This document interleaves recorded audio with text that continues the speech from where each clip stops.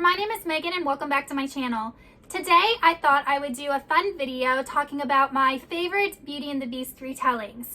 So if you know anything about me, you know that Beauty and the Beast is my favorite fairy tale and I'm always looking for really good retellings of that story. So I have 5 books here that I really enjoyed as Beauty and the Beast retellings. Some of them do incorporate elements of the story that we're all familiar with and some of them don't. So I'm going to go through all 5 books. They're not ranked in any way, and I'm going to talk about some of the similarities to the original story and some differences and why I like them so much. The first book I'm going to be talking about is A Court of Thorns and Roses by Sarah J. Maas. This is the first book in her Court of Thorns and Roses trilogy. I personally am not a huge fan of Sarah J. Maas. I had the second book in this trilogy and ended up unhauling it, but I really did like this first book. I thought that it worked really well as a standalone, hence the reason I kept it, and I really enjoyed the Beauty and the Beast aspects. In this book, we follow Feyre, and Feyre is a human girl that comes from kind of a poor family, and she's constantly having to look after and support her father and sisters. One day, she kills a wolf in the woods, and unbeknownst to her, this wolf was actually a fae. That night, a fae in beast forms comes and takes Feyre away to the spring court of which he is in charge as punishment for her killing the wolf fae in the woods. As time goes on, Tamlin and Feyre develop feelings for each other and enter into a romantic relationship. So the Beauty and the Beast aspects that were similar is that we have a human girl who is taken away as punishment to a beast's lair where she has to live. The difference is that Tamlin is a fae, and the fact that he can transform into a beast is his magical ability as a fae. It is not a result of a curse. However, even though the fact that Tamlin can turn into a beast is not the result of a curse, there is a curse over his land and the fae, and this is done by the evil queen Amarantha. The only way to break the curse is for Tamlin to make a girl who has killed a fae fall in love with him. So there are some aspects of the original Beauty and the Beast story interwoven into this. We don't have an evil enchantress per se, but we do have an evil queen. We do have the story of a human girl having to fall in love with a beast in order to break the spell. So we do have all of that. And we do have a love story in this book. I did really like this story. I really like the fae aspect of it in the magical world and the different courts. Like I said earlier, I am not a fan of the trilogy, but I think that this book works really well as a standalone, and I thought that the romance between Tamlin and Feyre in the first book was really well done. The second book I'm going to be talking about is Uprooted by Naomi Novik. In this book, we follow a girl named Agnieszka, and Agnieszka lives in kind of a poor town, and it is overseen and protected by this wizard known as the dragon. And every 10 years the dragon comes to the town and chooses the most beautiful, talented girl to take back to his tower and live with him. He takes this girl as a sort of payment for protecting the town against the evil forest that surrounds it. In the beginning of the book, Agnieszka goes with her best friend on the day that the dragon comes down to choose the girl, and she is really convinced that her best friend is going to be chosen because she's the most beautiful and talented of all the girls, but Agnieszka ends up being chosen, and Agnieszka sees herself as clumsy and slovenly and just not the type of girl that the dragon would choose. The dragon picks Agnieszka because he realizes that she has a magical ability that's kind of like nature-based magic, which is the complete opposite of his type of magic. So he takes her to the tower and decides to train her with her magical abilities. In the end, they do end up developing romantic feelings for one another and entering into a relationship, which is not the main plot of this book. So we do have these similarities with regards to a young girl who comes from a small town being taken away to this castle to live.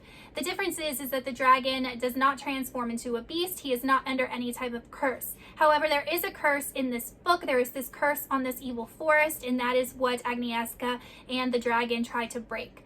So I feel like with regards to the Beauty and the Beast elements, this book is probably the least like the original Beauty and the Beast, but there are those elements. This is a very magical story. It has an evil forest, which I absolutely love that trope. I have been itching to reread this book because I enjoyed it so much the first time that I read it. The next book I'm going to be talking about is A Beast and Beauty by Stacey J. This is a very interesting retelling because the roles are kind of switched, not with regards to gender, but it's actually the beast that is apprehended and is forced to live at the Palace of Beauty, where all the other retellings, Beauty is the one that is captured and forced to live with the beast. So there's definitely that aspect that is different from the original story.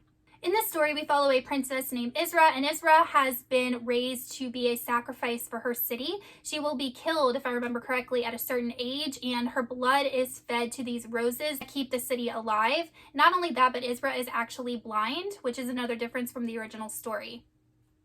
The beast's name is Gem, and he is a mutant that lives outside of this city. The city is protected by this type of dome, and all the people outside have sort of mutated over time. So he is the beast character, and one day he breaks into the dome city to steal some of these magical roses and is captured and forced to interact with Beauty every day. Over time, Gem and Isra develop a relationship and fall in love with one another, and they work on breaking the curse of these roses that require blood to survive and keep the city from falling into decay. This book was definitely a very interesting spin on the original Beauty and the Beast story. We do have the similar elements. We have the rose, we have the curse, we have a beast who's actually a mutant. Our Beauty is a princess who is blind. So it's definitely has some of those original elements, but spins it in a completely new way. I really enjoyed this book overall, and I think it's a good retelling of Beauty and the Beast, and I would definitely recommend it. Next, I'm going to be talking about A Curse So Dark and Lonely by Brigid Kemmerer. I could not make this video without including this book, of course. In this book, we follow Prince Ren, who is the heir to this kingdom called Emberfall, and he has been cursed by an enchantress to repeat his 18th birthday every single year until he has a girl that falls in love with him.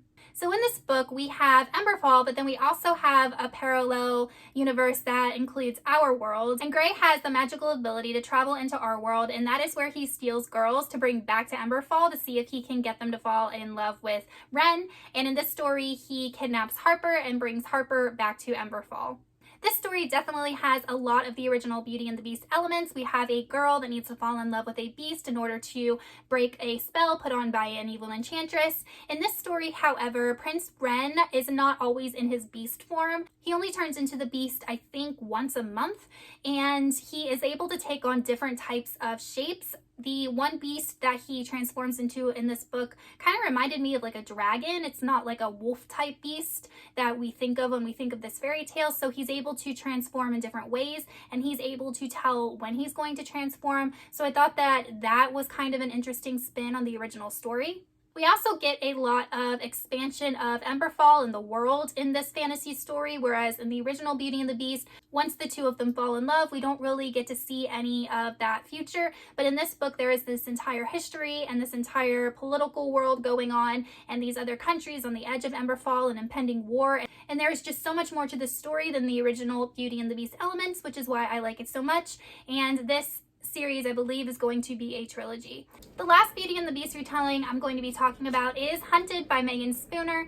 This is a standalone Beauty and the Beast retelling, and it follows a girl named Yeva, and Yeva and her father and sisters live in the woods. It is kind of a setting inspired by Russia with Russian folklore, I believe, interwoven in.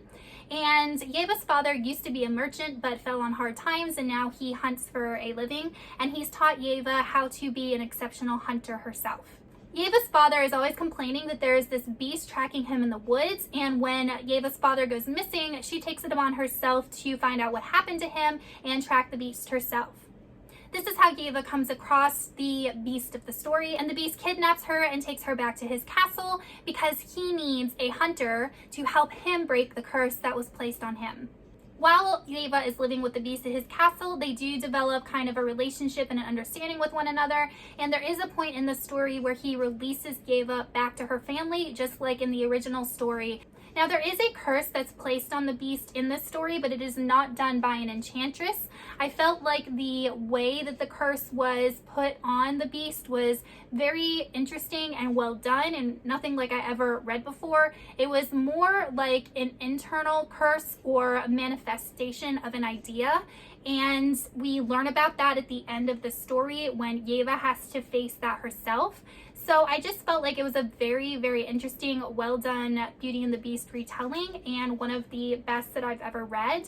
I also really liked the romance between the two characters and how slow burn that was. And the main focus of the story, believe it or not, is not the romance between Beauty and the Beast. Alright you guys, so that is it for my favorite Beauty and the Beast retellings. I hope you enjoyed this video, and if you have ever read a Beauty and the Beast retelling, let me know in the comments, because I am always looking for new books to pick up that does a very interesting and cool spin on this original fairy tale. If you have not already subscribed to my channel, please go ahead and hit that subscribe button, as well as the little bell icon, so you can be notified every time I post new content. I post new videos every Sunday, and sometimes I post bonus videos in the middle of the week. I will see you guys soon with another one. Goodbye.